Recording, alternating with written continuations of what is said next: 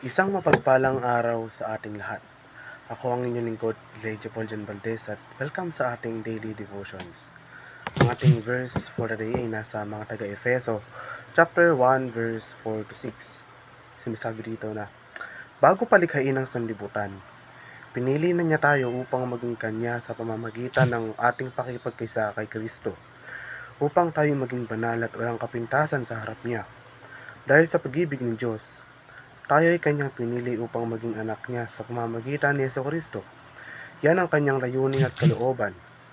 Purihin natin siya dahil sa kanyang kahangahangang pagkalinga sa atin sa pamamagitan ng kanyang minamahal na anak. Nalaman natin na ang lahat ng mananampalataya ay pinili ng Diyos. Ang mga mananampalataya ay itinalaga ng una ayon sa kanyang layunin na gumawa ng lahat ng bagay ayon sa payo ng kanyang kalooban.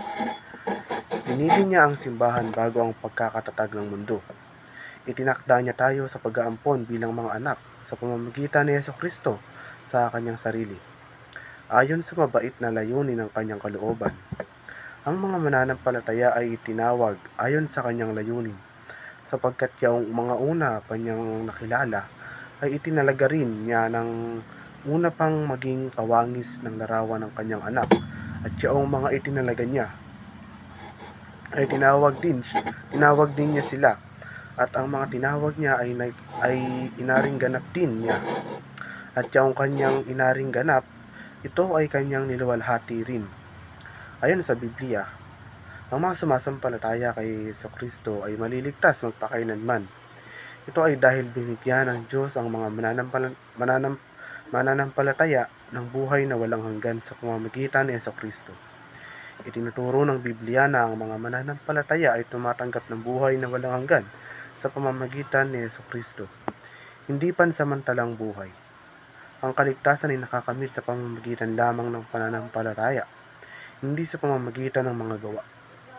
Ang mga mananampalataya ay isinilang na muli sa pamamagitan ng kapangyarihan ng Banal na Espiritu, ay inampon sa pamilya ng Diyos at hindi maaaring paalisin. Nagpabalang Biblia laban sa apostasya o pagtalikod sa relihiyosong pananampalataya.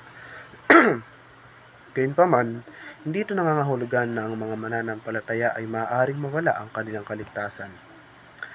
Ang pagtitiwala sa biyaya ng Diyos kay Kristo ay nangangahulugan ng paniniwala sa pabor ng Diyos at di sana nararapat na pag-ibig at umaasa dito para palakasin tayo.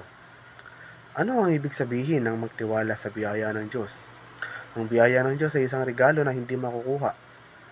Ito ay nagpapatawad ng mga kasalanan, nagpapaliwanag sa kaisipan at nagpapalakas ang kalooban. Ito rin ay isang tulay na nag-uugnay sa mga tao at sa Diyos. Paano nga ba natin mailalagay ang ating tiwala sa biyaya ng Diyos? Una, ibasahin natin ang Biblia at hanapin ang katotohanan sa banal na kasulatan at maniwala kung ano ang sinasabi ng Diyos ay totoo. Magtapat ng kawalan sa paniniwala. Maging tapat tayo sa ating mga pagdududa at alalahanin. Ibahagi rin natin ang ating alalahanin. Makipag-usap tayo sa iba tungkol sa mga alalahanin natin at humingi ng suporta. Magpasalamat. Maghanap ng mga bagay na dapat ipagpasalamat natin at gumugol tayo ng oras sa Diyos. Alalahanin natin ang Diyos at manalangin tayo sa Kanya. Magtiwala tayo sa paraan ng Diyos.